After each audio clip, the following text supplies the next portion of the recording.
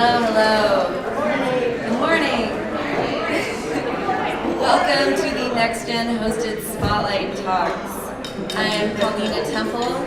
I'm the very, very excited and proud youngest member of the board here, and I was also recently elected to be the chair of the Next Gen committee, which is very exciting, helping to bring in the next generation of ions and really start an intergenerational conversation here. So we're hoping to really make this forum into a place where conference participants could have their voices heard instead of just having everything said back to you. So multiple people submitted abstracts, and we have selected, I think, 9? Yes, 9 over the conference over the following 3 days to give presentations. So there'll be brief presentations with a few minutes for questions, hopefully in between, and enjoy your breakfast in the meantime. So our first speaker is Steve Melville from Colorado.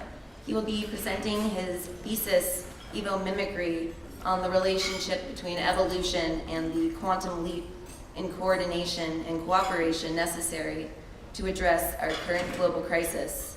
He'll identify the key barriers to cooperation, the characteristics of an ideal cooperative mechanism, and the conditions under which cooperation could emerge.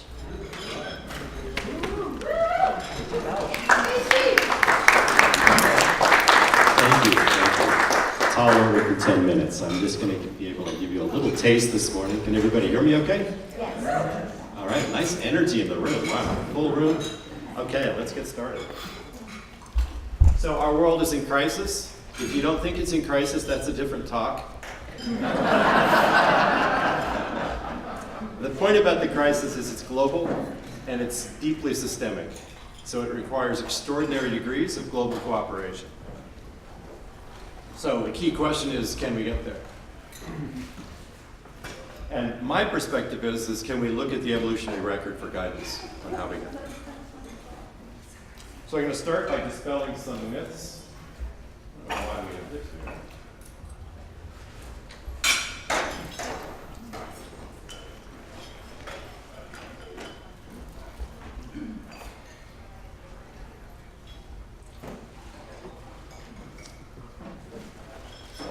Okay, so the first myth is that the central story of evolution is competition.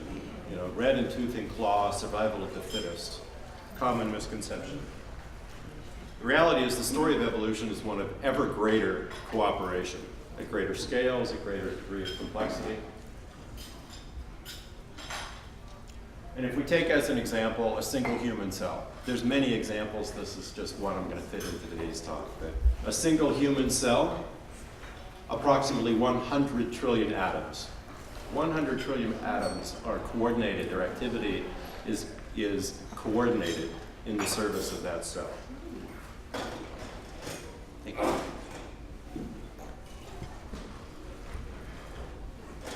Human body, I hear different numbers, but on the order of 100 trillion cells in a human body. So that's an extraordinary level of cooperation that's been achieved, despite some pretty formidable barriers, which I'll get into in a moment. So there's about 7 or 8 billion of us on the planet. So when you look at cooperation at the order of 100 trillion cells, 100 trillion atoms in a cell, 7 to 8 billion people cooperating doesn't seem like too much, right? So evomimicry is a term that I heard in a call with Barbara Marks Hubbard. She told me yesterday that a woman by the name of Claudia Wells may have coined the term, so I'll give Claudia credit. I was inspired by biomimicry. The central question of biomimicry is to look at the record of how nature has solved design problems, had billions of years to work through lots of different design problems. So brilliant work, Janine Benyus is well known as popularizing this, a lot of good work happening in that area. So the central question of evomimicry is how has evolution overcome barriers to cooperation? If we're going to achieve this global level of cooperation needed, how is it that evolution produced, for example, a human being with 100 trillion cells cooperating? And is there lessons that we can learn from how evolution has created that degree of cooperation that we could apply ourselves? So the central hypothesis is that there are, in fact, patterns and in the drivers and mechanisms of evolution, and that we can consciously participate in the evolutionary process by studying those patterns. A lot of the foundation for the work I'm doing comes from Jon Stewart. Most of you think of him as the talk show host. What people don't know is he's also an evolutionary biologist. What? No, different Jon Stewart. That would be something, but now you know why he's retiring. So evolution progresses towards greater cooperation by discovering ways to build cooperative organisms out of components that are self-interested. I want to emphasize the self-interested piece of it. The components themselves can all be, and in fact necessarily are, self-interested. And despite that, we still get these extraordinarily complex cooperative organisms. So what's needed to get there? Well, the first is crises. It's a necessary component.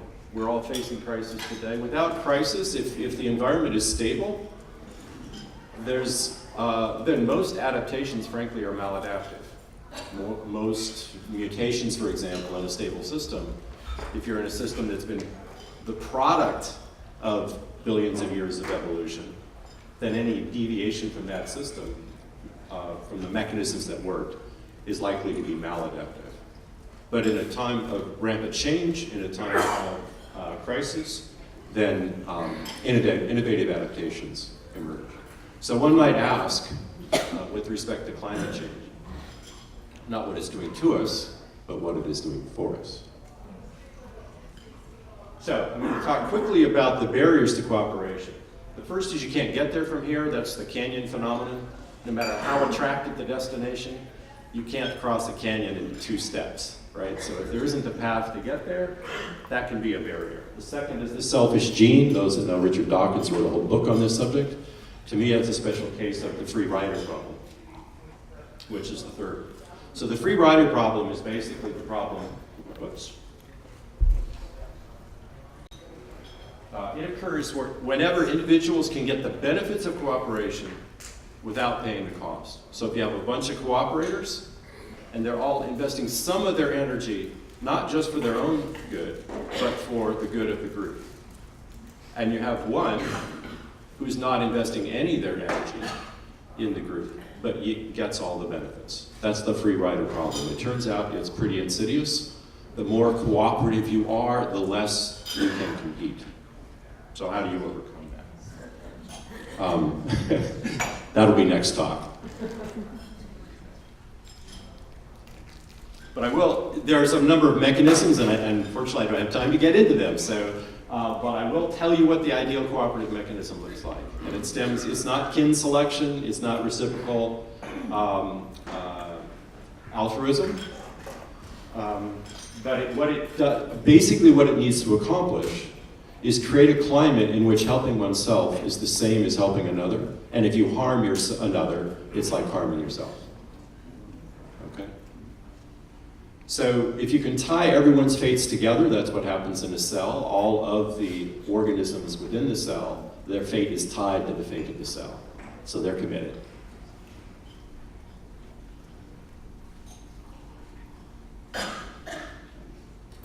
And you need some sort of management mechanisms. These could be internal, external, centralized, distributed. That ensures that cooperators capture the benefits of their cooperation, and those that harm capture the effects of their harm. That's the mechanism we're looking for. So the next question I'll get into quickly is, so we're facing these global crises. Doesn't evolution take billions of years? How could we possibly look to evolution for a quick enough path out of the morass we're in?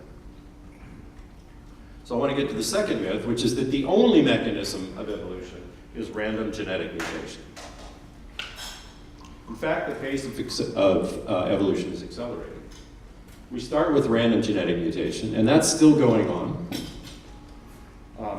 But then there was sexual reproduction. This was a revolution, really, in the evolutionary record, because it meant you could start combining already proven genes rather than waiting for mutation and whole lifetimes to play out. So genetic mutation is basically changing the genes, and sexual reproduction is changing how the genes are combined. Rapidly increase the pace of evolution. But it doesn't stop there. So in addition to those mechanisms, which are still operating, we now have mimetic shifts. Memes are units of culture.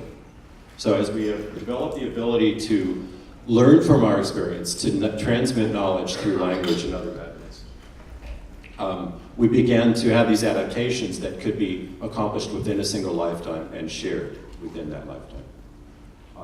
Mental modeling allows us to look at not only the internal states of what's happening now, but also the external states of what's happening now and in the future. And the modeling capacity itself has evolved from linear models, which is essentially the scientific revolution, to systemic models, more holistic models, and ultimately to evolutionary models. Again, just touching on all of these. So what it comes down to is that the pace of change is just limited by changing consciousness. Good place to be, right, at this conference. So where is it headed?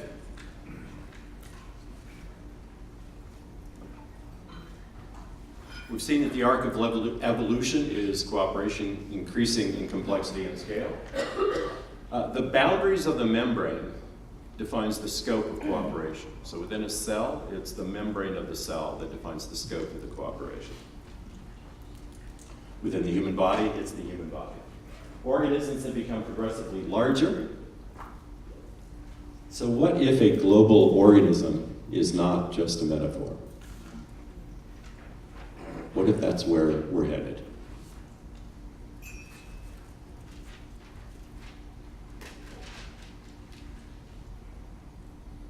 In a world where no one is left out, everyone has a role to play, and everyone's interests are aligned with the planet and each other.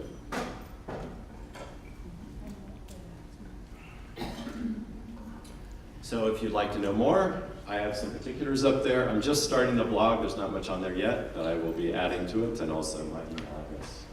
Thank you.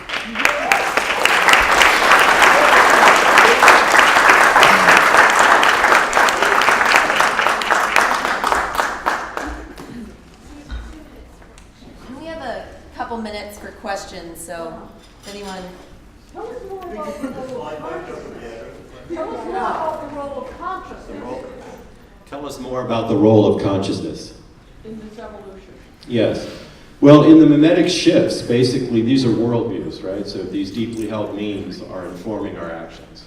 And so just quickly in the area of economics, for example, a shift in consciousness, I refer to sacred economics, maybe you're familiar with that, Charles Eisenstein. Shift in a few of the basic underlying assumptions can take us to an entirely different way that the economy serves us. Like full cost accounting.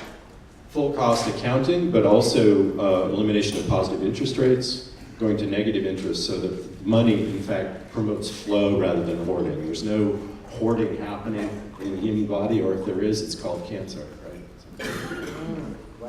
Sixth grade extinction. Maybe one more question? Yeah, sixth grade. Yeah, go Is that a ahead. question? Oh. How So- did it finish it? Well, the question was, what about the sixth grade extinction? I would say quickly that the extractive models that we have, the competitive models that are exhausting resources at an ever-accelerated pace, creating toxic waste along the way, are the contributors to the extinction. So those are the things that we need to reverse. Take a lot longer to go into a long answer to that. What do you think of like more the concept of global stasis rather than global crisis? Crisis implies like radical harm, kind of fast, sudden, abrupt. Whereas stasis, like in personalities, I feel like we all go, the ideal is onward, upward, forward, a plateau, pondering. Onward, upward, forward, pondering. Sure, you may have dips down, but the more conscious you are, you don't have to have dips down.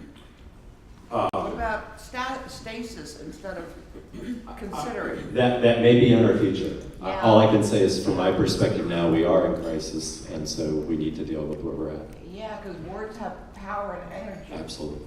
You hear crisis, it's like clunk. stasis is at least Thank you so much, Steve.